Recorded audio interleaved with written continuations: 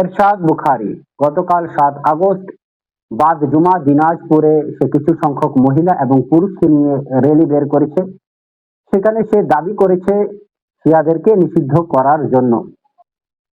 দর্শক, আপনারা জানেন যে আমেরিকা এবং ইরানের ইস্যুকে কেন্দ্র করে শিয়া নামটা গণমাধ্যমে কোন এক গোষ্ঠী ভাইরাল করে দিয়েছে।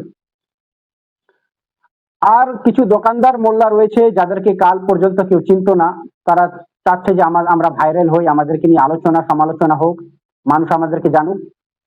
তো তারা এই শিয়াদের ব্যাপারে নানান ধরনের উল্টাপাল্টা তথ্য দিয়ে বেড়াচ্ছে, কারণ তারা জানে যে শিয়াদের ব্যাপারে কিছু লেখলে এটা ভাইরাল হবে, কিছু বললে ভাইরাল হবে।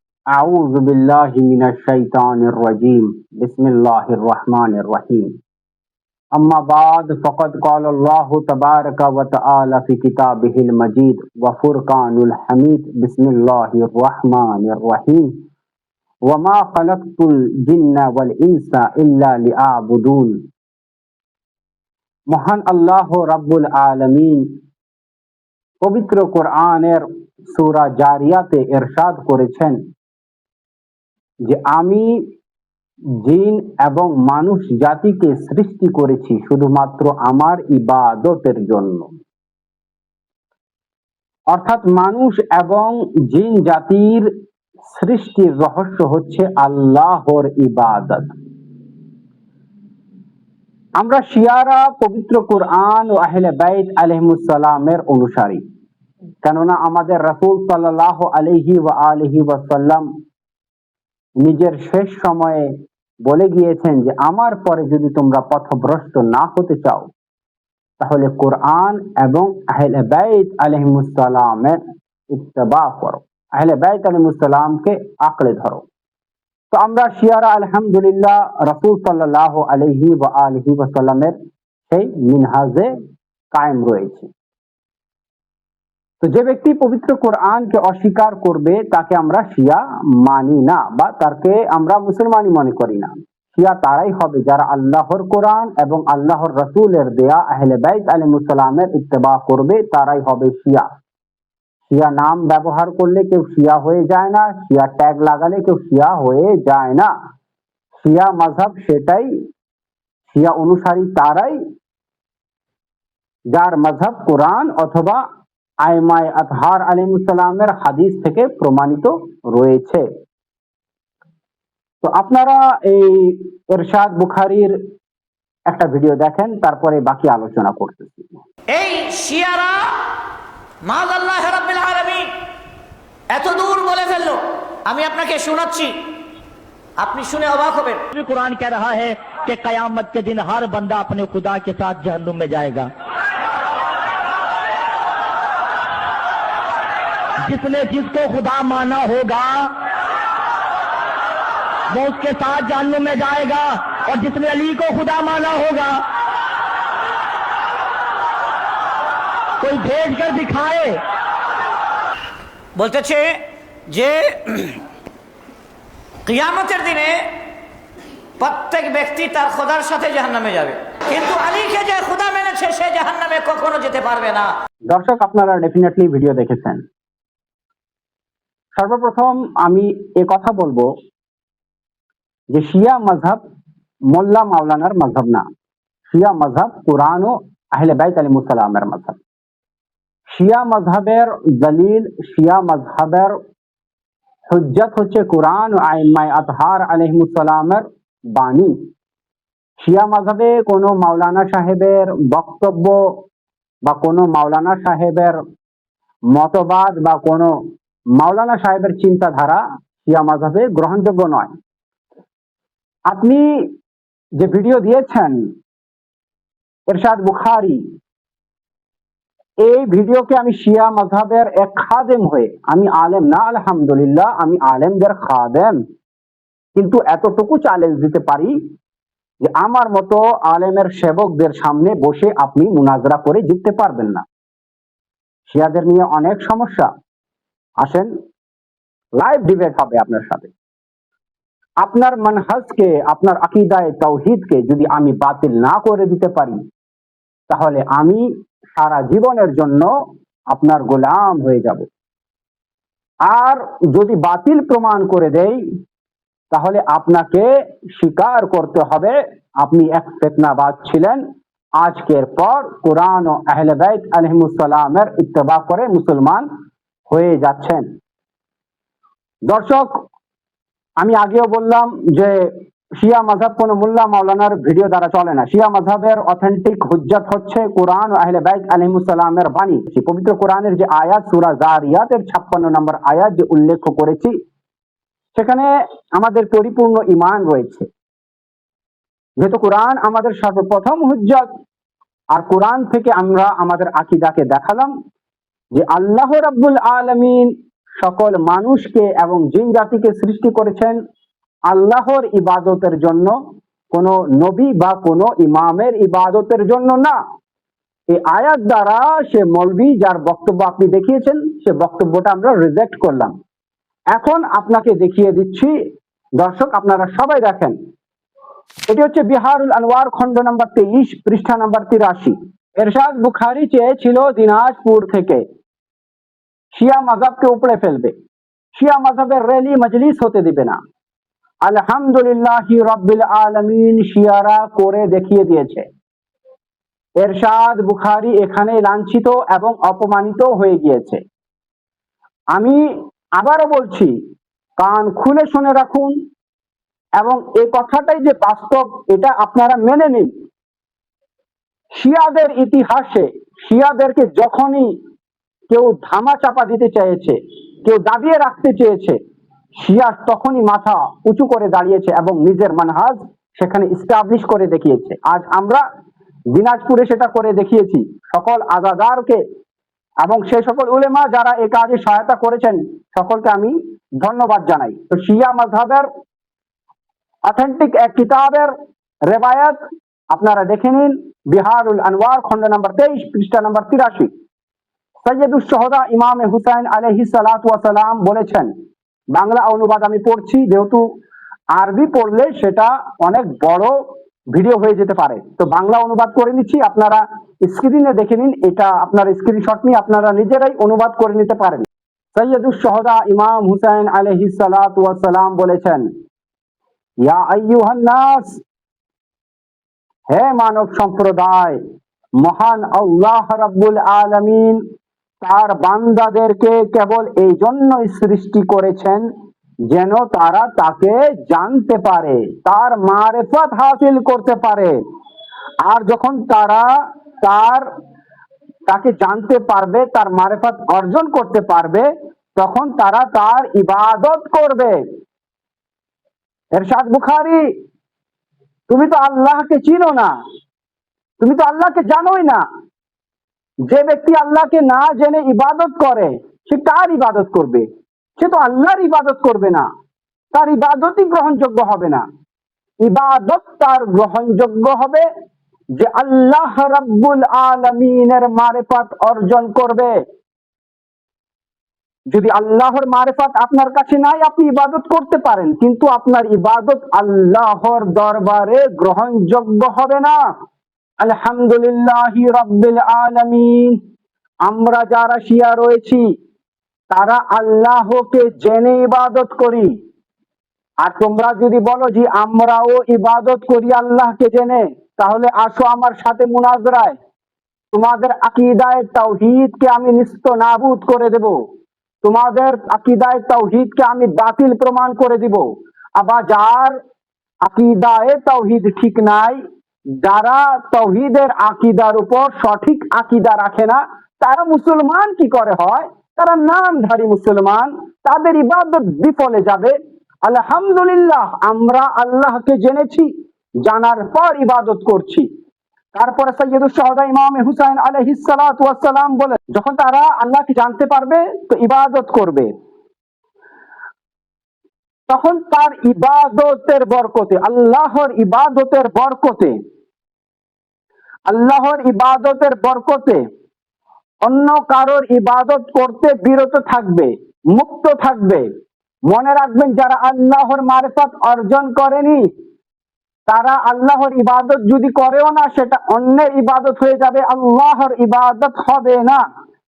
তখন এক সাহাবা, এক খাদেম ইমাম হুসাইন আলাইহিস সালাতু ওয়াস সালামকে বললেন, ইয়া মাওলা, আপনার উপর আমার মা বাবা উৎসর্গ হোক।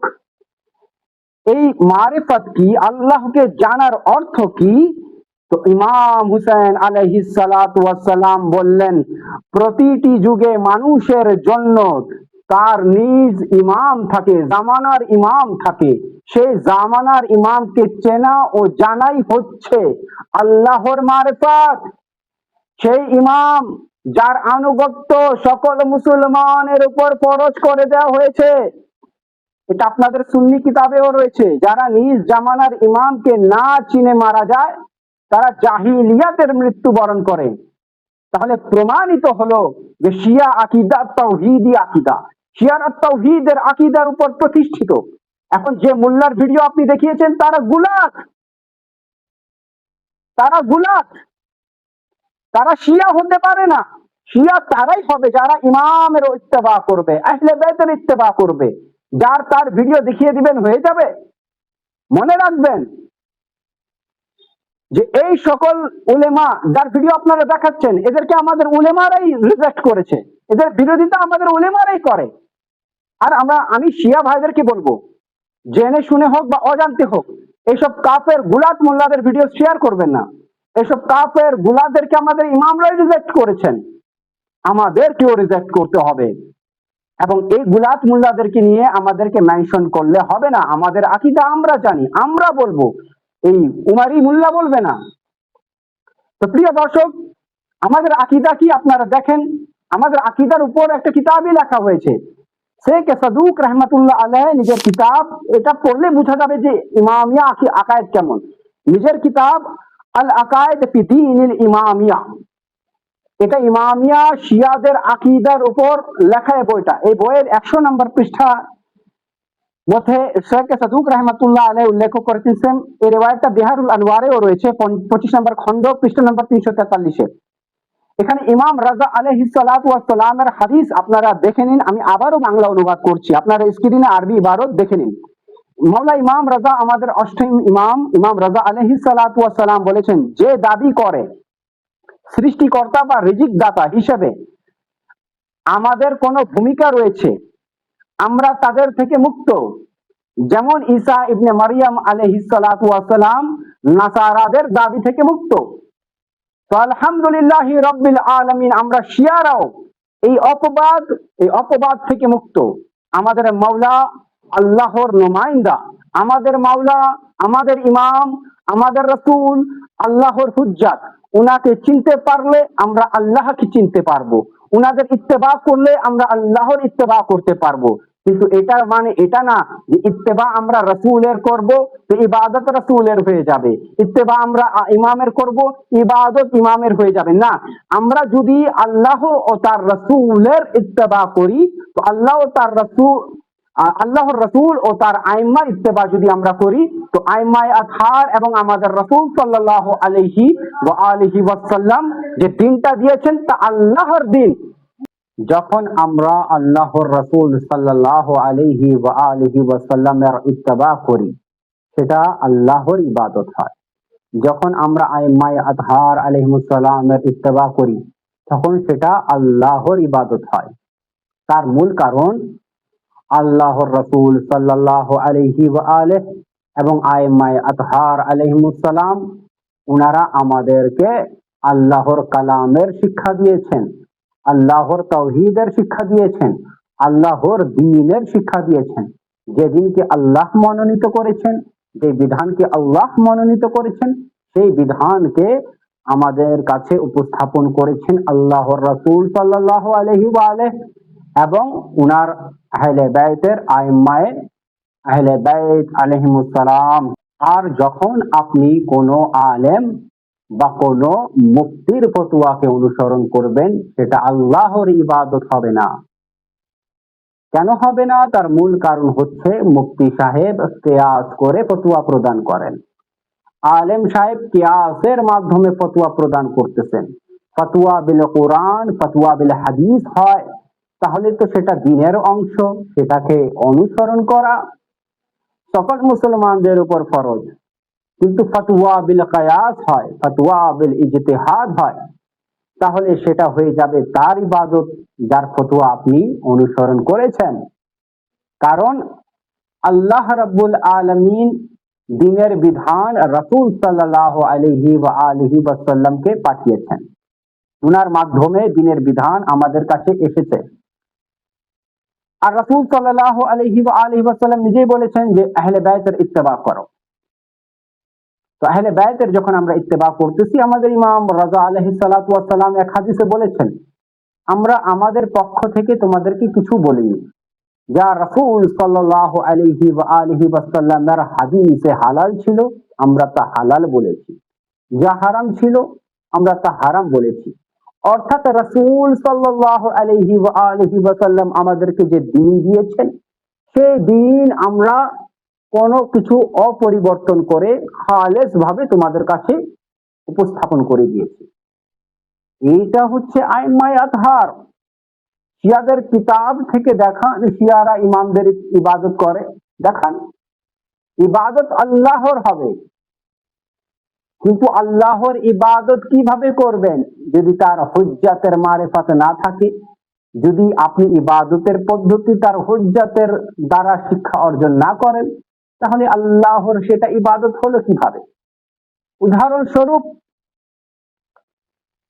যদি আপনার নামাজের পদ্ধতি রাসূল সাল্লাল্লাহু আলাইহি ওয়া আলিহি ওয়াসাল্লামের হাদিস মোতাবেক হয়, তাহলে সেটা হবে আল্লাহর ইবাদত। আর যদি আপনার নামাজের পদ্ধতি মুফতি সাহেবের ফতোয়ার অনুসারে হয়, কোন গায়র মাসুম ইমামের মতামত অনুসারে হয়, তাহলে সেটা সেই ইমামের, কোন ইমাম? সে গায়র মাসুম ইমামের ইবাদত হবে। আল্লাহর রাসূল সাল্লাল্লাহু আলাইহি ওয়া আলিহি ওয়াসাল্লাম নিজের থেকে কিছু বলতেন না, যা আল্লাহর অর্ডার হতো, যা ওহী হতো, যা আল্লাহর বিধান ছিল সেটাই বলতেন।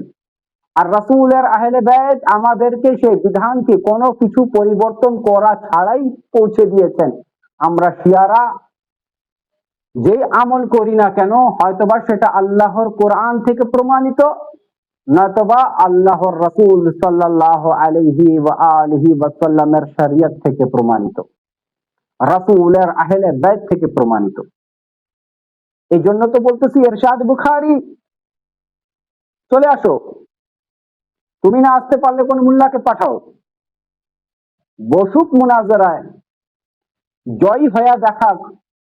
আমি তো চ্যালেঞ্জ দিলাম, এরা কেউ আসবে না। তো দর্শক, আহমদ রাজা খান বেরেলভির অনুসারী এরা আহমদ রাজা খানের উম্মত, রাসূলের উম্মত না। রাসূলের উম্মত তারাই হবে যারা রাসূলের ইত্তেবা করবে, কুরআন ও আহলে বাইতের ইত্তেবা করবে। এরা নিজেদের কিতাব দেখা, কোন জায়গায় আইম্মায়ে আতহারের বর্ণনা আছে, এদের পুরা মানহাজ এদের আলা হযরত থেকে ভর্তি, পুরা মানহাজ এরা আলা হযরত থেকে নিয়েছে। তো এরা আলা হযরতের ইবাদত করে। আর এদের জঘন্য আকীদার এক অংশ আজ দেখায়া আমি বিদায় নিব। দর্শক, এটি হচ্ছে আলা হযরতের কিতাব, আহমদ রাজা খান বেরেলভির কিতাব, যেখানে আলা হযরত, তাদের আলা হযরত কি উল্লেখ করেছে কবিতায় দেখেন। এত জঘন্য আকীদা নিয়ে এরা নিজেদেরকে আশিকে রাসূল দাবি করে। আহমদ রাজা খান বেরেলভি তার কবিতাতে কেমন জঘন্য কথা লিখেছে দেখেন। সে নিজের কবিতার এক অংশে এক অন্তরায় লিখেছে, कसरत बादे किल्लत पे अक्सर दरूद, इज्जत बादे जिल्लत पर लाखों सलाम, नाऊज़ु बिल्लाह नाऊज़ु बिल्लाह। রাসূল সাল্লাল্লাহু আলাইহি ওয়া আলিহি ওয়াসাল্লামের ব্যাপারে উনার শানে কত বড় গুস্তাখি। ইজ্জত বাদে জিল্লাত মানে কি? লাঞ্ছিত হওয়ার পর যিনি সম্মানিত হয়েছেন তার উপর সালাম। নাউযু বিল্লাহ নাউযু বিল্লাহ। রাসূল সাল্লাল্লাহু আলাইহি ওয়া আলিহি, যার কারণে পৃথিবীকে সৃষ্টি করা হয়েছে, যার ভালোবাসায় আদম আলাইহিস সালাতু ওয়াস সালামকে সৃষ্টি করা হয়েছে, যার ভালোবাসায় এত আম্বিয়া, এত রাসূল, লাখ লাখ নবীদেরকে সৃষ্টি করা হয়েছে। নবী সাল্লাল্লাহু আলাইহি ওয়া আলিহির ভালোবাসায় এই দুনিয়াকে সাজিয়ে দিয়েছেন আল্লাহ রাব্বুল আলামিন। তার ব্যাপারে আহমদ রাজা খান বেরেলভি বলছে, লাঞ্ছিত হওয়ার পর যিনি সম্মানিত হয়েছেন, নাউজুবিল্লাহ। যে ব্যক্তি এই আকীদা রাখে যে রাসূল সাল্লাল্লাহু আলাইহি ওয়া আলিহি উনি লাঞ্ছিত হওয়ার পর সম্মানিত হয়েছেন, এমন আকীদার উপর শিয়া অনুসারীদের পক্ষ থেকে, সকল মুসলমানের পক্ষ থেকে আল্লাহর লানত তাদের উপর পেশ করছি। আল্লাহ রাব্বুল আলামিন যেন তাদেরকে লানত বর্ষিত করুক। যারা রাসূলুল্লাহ সাল্লাল্লাহু আলাইহি ওয়াসাল্লামের শানে এই কথা বলে যে ইজ্জত বাদে জিল্লত পর লাখো সালাম, নাউযুবিল্লাহ।